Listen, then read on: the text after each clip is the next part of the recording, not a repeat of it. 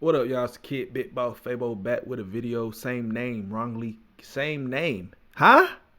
Wrongly convicted man freed from prison after 8 years behind bars. And I seen this dude in the circulation of the media. Didn't really know who he was or what association, but imagine, bruh, serving 18 years for being wrongfully convicted.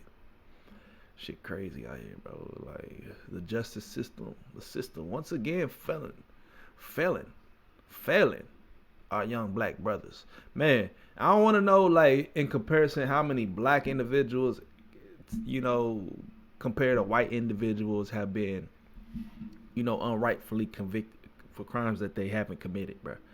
I mean, this ain't the first story I've heard about a black dude convicted just because, hey, we got nobody else to pen it on. Let's put it on him. You know what I'm saying? Like, fucking that, bro. All right, man. Like, comment, subscribe, man. Hit the notification bell. Follow me on Instagram, Twitter. This is a Lion Crime Network reaction, man. Let me know y'all thoughts on this one in the comment section below if you caught wind of the case. But with that being said, man, or the story. But with that being said, check out the Lion Crime Network playlist, bro. Let's go ahead and hop right into the video.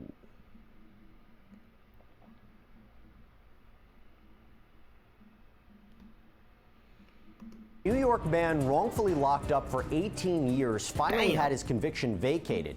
The Brooklyn DA's office says that there was a... Like, come on, bro. It's one thing if it's mistaken identity. Like, bro, you look like him. Like, oh, man, like, you resemble homie. But this is just, you got the same name. John Smith? Oh, he John Smith? All right, we got him. Bro. It's not even funny, bro. It's just the stupidity of sometimes. I be thinking like, bro, am I in delusion land or something like that? Just the shit you be seeing, bro. Excuse my language. I don't even know. But it's like, bro, are we living in La La Land, bro? The mistake. Clown world. With the photo lineup. Take a look at these two photos. The one on the left was the suspect in a murder, Sheldon Thomas. The photo on the right shows another man also named Sheldon Thomas. In 2004, police showed the first photo to a witness as part of a photo lineup. She identified him as being involved in a deadly Christmas Eve shooting. But the police went to the home of the other Sheldon Thomas, who lived in the same precinct. They arrested him, and that same witness identified him as the suspect, despite him being completely different from the photo she identified.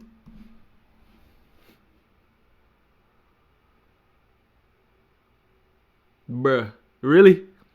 You see what I'm saying? Like, this is just clown world shit, bro. This is just goofiness, bro. It's really just irked me, man. It's really, stuff like this get on my nerve. It's like, the professionals we have in place, put in play, this is the job that they're doing. This is the job that these guys is doing. And it's a different, they don't even look alike, bruh. I know they black, according, and no hate to all my peace loving people out there, but there are folks out here who think like this, bro. I know they all black. We all look the same to y'all, bro. But bro, they look completely different. Two, oh, we gonna take her word for it. Man, I just want to slap somebody right now. Thomas was convicted of second-degree murder and attempted murder and was sentenced to 25 years in prison. Thomas was released, though, on Thursday, having spent more than half of his life behind bars. Brian, you practiced in... You got to sue. You can obviously sue in situations like this, right? Because he lost 2 decades near of his life. Imagine if he probably could have had a happy family. He probably could have had, kids, upscaled his career. Who knows what he could have been doing. 2 decades, bruh. Wow. Brooklyn Supreme Court. What do you think about this? Yeah, I'm not surprised in any way, shape, or form. Facts. I'm glad that Eric Gonzalez, the DA in Brooklyn, now has this review unit where they're looking at these cases. But I think the real heroes here are the appellate group that actually the attorney who led it was... Look at this dude face right here, bruh. Real heroes here. Look at everybody looking at him. You know what I'm saying? To them, oh my God, I could never imagine this happening to me. You know what I'm saying? This is a normal day walking the life of a black individual, bro. These type of misconceptions, these things falling through the cracks, and it's just like, oh well, we ain't gonna care that much to look into it. You know what I mean, bro? This is the reality people face. While this dude, the past 20 years, he was waking up looking good. He was waking up fresh, smiling, rolling over in bed type shit. But he was, waking up to hot coffee and know what I'm saying? Cocoa Puffs in the morning type shit. Dude over here waking up to PB&Js. You know what I'm saying? Bro, I am baffled.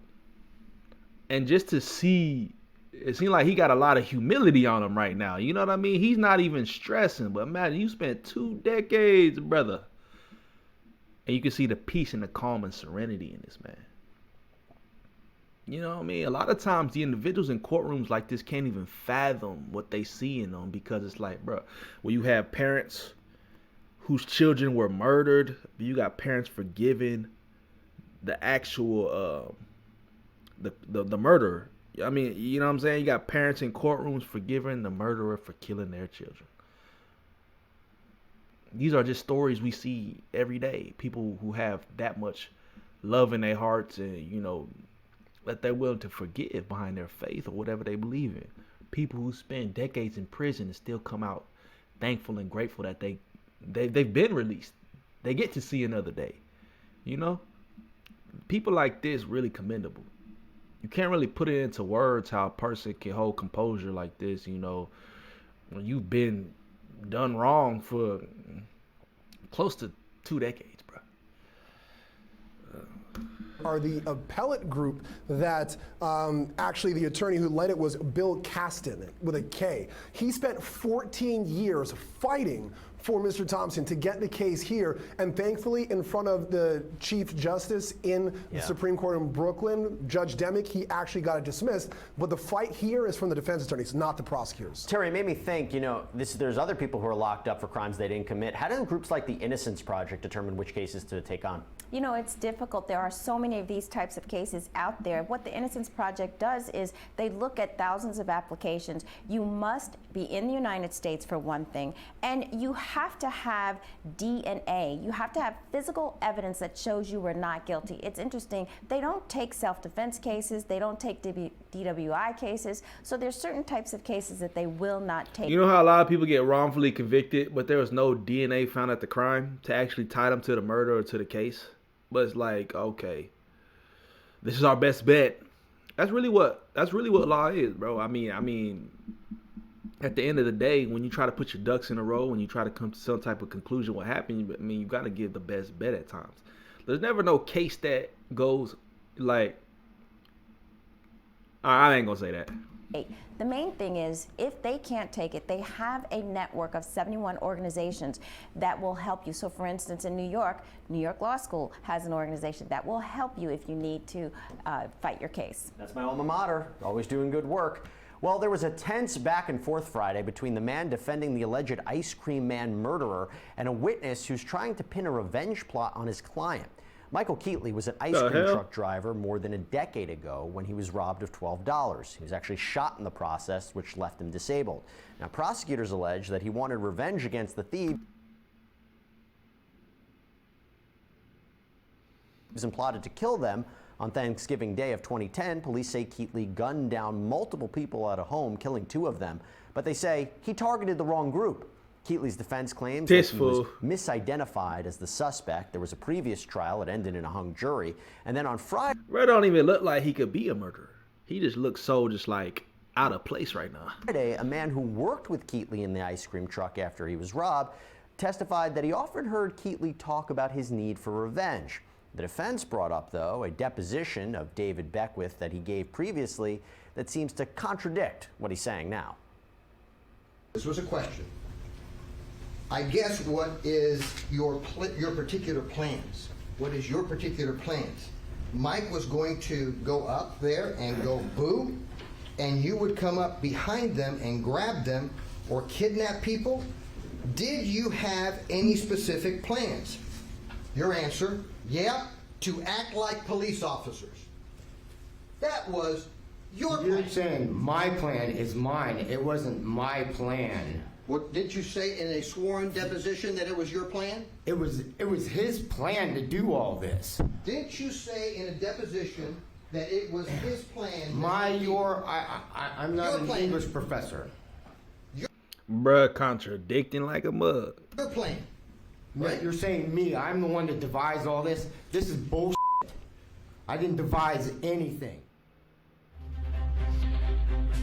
And to finish off today's show, we're putting the spotlight back on Brian Kohberger. This is the man charged in the murders of the Idaho Four. This week, his defense team is allowed to add one more seat to that defense table. Kohberger is represented by Ann Taylor. This is the chief of the Kootenai County Public Defender's Office. She's tasked with helping her client escape murder charges related to the stabbing deaths of 4. Hey, good luck, my boy. Good luck with that one. He is guilty, 1,000%. Ain't no ifs, ands, or buts about that thing. Hey, man, let me know your thoughts on this one in the comment section below. Didn't know that they were going to actually touch base on a lot of these other cases and stories going on. The Ice Cream Man murders, though. Buddy got robbed of $12 and he wanted to take somebody's life. That's where you just let it roll with the punches, bro. What are you doing? So he was permanently paralyzed, though. I didn't know that about the story, but damn. So he shot up a house, killed 2 people, and he shot up the wrong house. The world we live in, bro, there's a lot of craziness and wildness going on, man. I ain't gonna lie, bro. Stay out the way. Stay prayed up. You know? Stay out the way. Stay focused on what you need to do. Don't associate yourself with people and things that you ain't got no business associating with, man. But yeah, same name, wrongly convicted man free from prison. Glad to see that brother get out. You know what I mean? Hey, God, and that's crazy, man. You can't be losing faith. A lot of folks will lose faith, you know, but a lot of them toughest warriors, them soldiers be going through them trials and tribulations, bro. A lot of the toughest battles for the strong soldiers, you know what I'm saying? So, hey, peace, love. Catch you guys in the next video. We out.